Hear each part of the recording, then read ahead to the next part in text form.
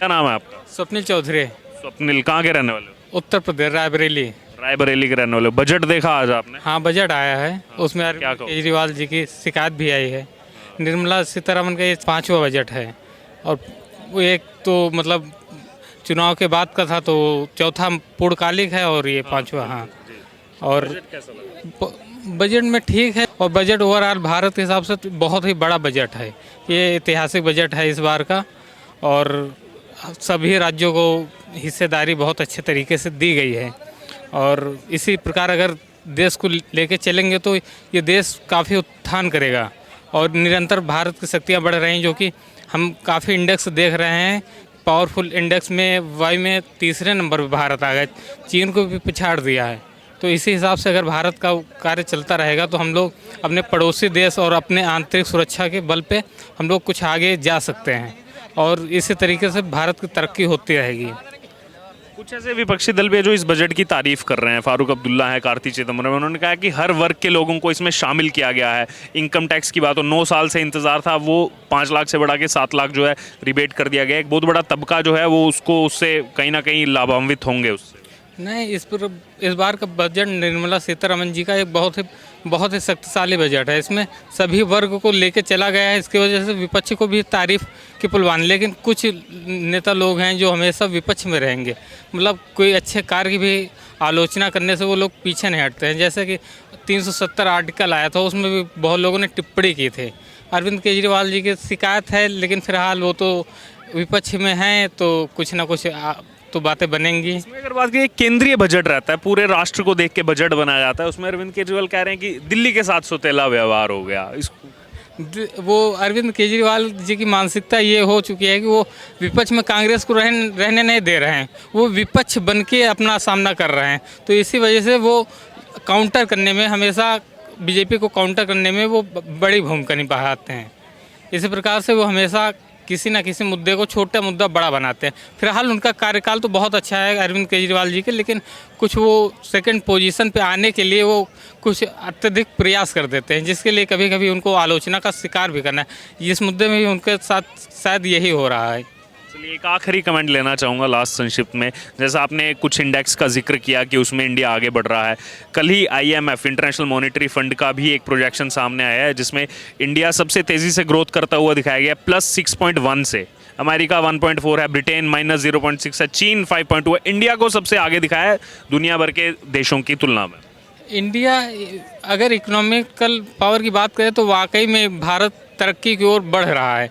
अगर ऐसे नहीं तो हम रक्षा विशेषज्ञ की राय अगर लें, या पूर्व सैनिक वैनिक जो कि मीडिया में कहते हैं, तो एक बहुत ही बड़ा मुद्दा बन रहा है इकोनॉमिक्स के लिए, जो कि पड़ोसी देशों के लिए भी चिंता का सबब है। यहाँ पे हमारे पड़ोसी देश चीन और पाकिस्तान तो बहुत सहमे हुए हैं कि भारत की शक्तियों के साथ, और चीन का तो काउंटर अभी बगल पड़ोसी देश में भी हो रहा है उनका, तो उसी वजह से वो तो बहुत चिंते में है। और पाकिस्तान की स्थिति तो इस समय इतनी दयनीय है कि वो तो अफ़गानिस्तान जैसे देशों से डरे हुए हैं। तो भारत का कोई मुकाबला नहीं इस समय। मेरा नाम ओम प्रकाश गोस्वामी। कहाँ के रहने वाले हो? मैं बिहार से हूँ। बजट के बारे में सुना आज आपने? सुना है, मोबाइल फ़ोन सस्ते हुए हैं, टीवी सस्ते हुए हैं। हाँ जी, तो सुना था। लेकिन आम जनता को देखते हुए जो बनाया उन्होंने एक तरह से सही है। और हम तो ये चाहते हैं कि मोदी जी जो बाहर के एरिया को मजबूत कर रहे हैं वो हमारे लिए ठीक है, क्योंकि हम अंदर मजबूत रहेंगे। अगर बाहर से मजबूत रहेंगे तो हम अंदर कुछ भी कर सकते हैं, कमा के भी खा सकते हैं, कैसे भी खा सकते हैं। और जब हम बाहर से ही टूटे हुए रहेंगे तो कोई भी हम पे कुछ भी कर देगा। जैसे यूक्रेन में हुआ, या आज देखिए हमारा पड़ोसी मुल्क का है जिसका नाम नहीं लूँगा, और आपका ये श्रीलंका हमारा अपना ही अंग था, उसका हुआ। अगर सरकार मजबूत नहीं रहेगी तो यही हाल होगा। और हमारी तो देश की संख्या बहुत ज़्यादा है, तो इसको इतना संभालना, मोदी जी के लिए तो मैं धन्यवाद दूंगा। और ऐसा ही प्रधानमंत्री आगे चल के भी ऐसा ही कोई हो। अगर मोदी जी नहीं आएंगे तो ऐसा ही कोई जो। लेकिन नीतीश कुमार भी तो तैयारी में थे, बार बार एक से गठबंधन करते हैं, फिर तोड़ देते हैं, फिर गठबंधन करते हैं। का क्या है कि उनका एजेंडा कुछ नहीं है। उनका कुछ एजेंडा होना चाहिए, देश राज्य को प्रगति में लाने के लिए कुछ होना चाहिए। आज हम लोग यहाँ आकर के जो 25 साल से रोजगार कर रहे हैं वो चीज़ उनके यहाँ होता तो उनका सरकार का इनकम टैक्स से उनका राज्य का बढ़ोतरी होता। आज हम जितने भी बिहार के लोग हैं यहाँ पे कम से कम 90% तो बिहार के लोग हैं, 10% में बाकी लोग हैं। तो इतना जो इनकम हम लोग यहाँ देते हैं, यहाँ जाता है आपको मकान मालिक के पास जाता है, किराए के रूप में जाता है, राशन वाले के पास जाता है, राशन के रूप में जाता है। तो ये सारे पैसा उनके पास होता। अगर ये जो इंडस्ट्री एरिया है उन्होंने लगाया होता तो आज उनको इधर उधर पार्टी बदलना नहीं पड़ता। और उनको तो मैं कहूँगा कि भाजपा से मिल के रहें तो सही रहेगा, क्योंकि उनका छवि बिहार में भाजपा से बना हुआ है, उनका अपना अलग कोई छवि नहीं है। तो यही कहूँगा, उनको कहूँगा कि आगे अपना कुछ एजेंडा बनाएं। और वहाँ अगर कोई सरकार बनती है बिहार में तो पासवान जी का जो लड़का है चिराग पासवान, हमारे लालू जी के जो क्या है कि ये लोग इधर उधर का बातें करते हैं, ज़मीनी स्तर पर देखते नहीं हैं। इनके पास अथाह पैसा आपका, तो इनका हमें लगता नहीं है कि ये सरकार चला पाएंगे। अच्छा, एक आखिरी कमेंट लेना चाहूँगा। आपने बताया आप दिल्ली में रह रहे हैं एक लंबे समय से, अरविंद केजरीवाल यहाँ पर मुख्यमंत्री है। हालांकि उन्होंने बजट को कहा है कि दिल्ली के साथ सौतेला व्यवहार है। हालांकि बजट जो है वो पूरे देश को देखकर बनाया जाता है। वो उसमें भी कह रहे हैं कि दिल्ली को कुछ नहीं दिया जा रहा। नहीं, अरविंद केजरीवाल अपने जगह पर सही है, मगर उनको बजट के लेकर के कुछ नहीं कहना चाहिए। उनका दिल्ली सरकार सही चल रही है, सही है, और हमने दिल्ली से उनको ही वोट दिया। दिल्ली में है तो दिल्ली में हमारा लड़का है, उनको ही वोट दिया। बट क्या है कि उनका राशन बांटने का जो तरीका है सब चीज़ सही है। हम लोग का सब कुछ यहीं का अब है, तो मेरा नहीं है, मेरे लड़कों सबका है। तो अरविंद केजरीवाल को कहूँगा ठीक चला रहे हैं, सरकार अपना दिल्ली का सही संभाल के चल रहे हैं। केंद्र से इनको केंद्र को दोषी ना ठहराए, कुछ अपना भी हाथ पैर मारना चाहिए। सर, क्या नाम है आपका? बबलू प्रसाद मिश्रा, कहाँ के रहने वाले हैं? यूपी कानपुर। सर, बजट के अलावा अगर बात की जाए, 24 का चुनाव आ रहा है। अभी कुछ युवक थे, आपने सुना, उनके भी विचार सुने, तो वो कह रहे हैं कि अब बांटने की कोशिश की जा रही है, ये सब हो रहा है। आप क्या देखना चाहते हैं 24 में कौन प्रधानमंत्री बनना चाहिए? भाई मेरे हिसाब से तो हमें जो अभी तक प्रधानमंत्री मिला है इससे अच्छा नहीं मिला देश को।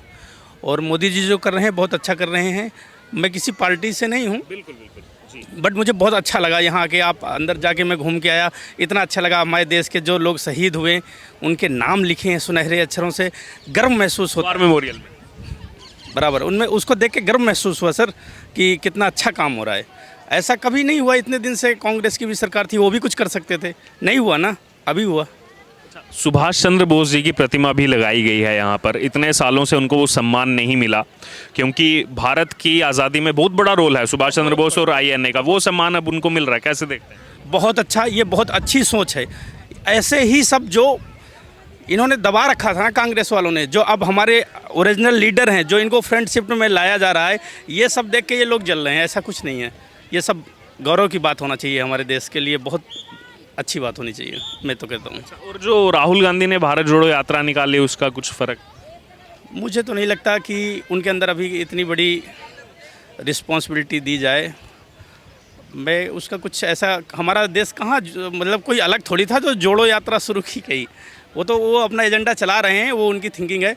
बट मैं ये सोचता हूँ कि देश पहले से अच्छा चल रहा है और बेटर चल रहा है, उनके शासन से और अच्छा चल रहा है अभी तक। देखिए, ये जैसे इन्होंने खुद ही बता दिया था कि मैं आम जनता हूँ, किसी पार्टी से कोई लेना देना नहीं है। सर, और एक आखिरी कमेंट, क्योंकि आप यूपी से हैं, योगी आदित्यनाथ जब से मुख्यमंत्री बने हैं, एक चीज़ कही जाती है कि क्राइम रेट कम हुआ है उत्तर प्रदेश के अंदर। आपने कैसे देखा इस चीज़ को? सर, मैं बिल्कुल सही कहूँगा, और बहुत ज़्यादा कम हुआ क्राइम रेट।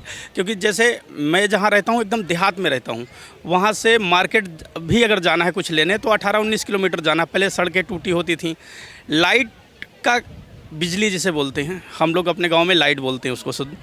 पहले क्या है, हमें लाइट का इंतज़ार करना पड़ता था। अब हमारे घर पे लाइट 18 से 19 घंटे आती है। गेहूं की फसल ये सब बढ़िया फर्स्ट क्लास हो रही है, रोडें बहुत अच्छी बन गई। और जहां मैं 18 किलोमीटर जाके बच्चे पढ़ने जाते थे, वहां से कुछ 7 किलोमीटर पहले गवर्नमेंट ने एक कॉलेज बना दिया। तो मुझे लगता है बेटर काम है। अखिलेश जी से तो बहुत अच्छा योगी जी ने किया, और योगी जी अगर ऐसे रहेंगे तो बहुत अच्छा काम होगा।